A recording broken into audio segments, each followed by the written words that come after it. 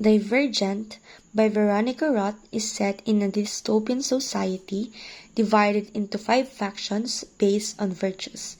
The story follows 16-year-old Therese Pryor, who discovers she is divergent and doesn't fit into any one faction.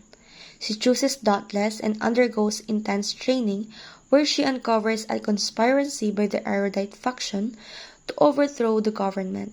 As Tris struggles with her identity and survival, she must navigate the dangers of her society while embracing her divergence.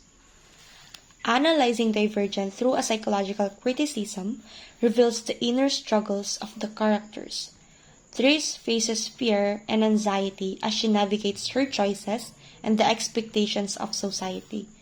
Her experiences reflect the conflicts many people feel when trying to understand themselves and their place in the world.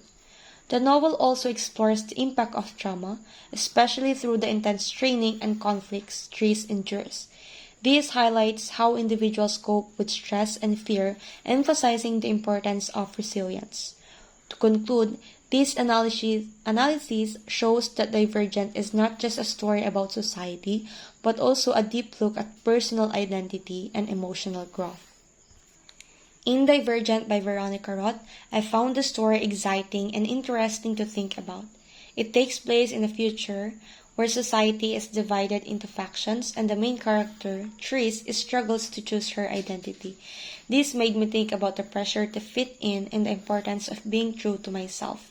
The themes of bravery and identity are strong throughout the book.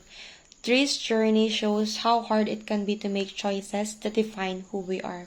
I admire her courage in facing challenges and finding her own strength, which inspires me to embrace my identity.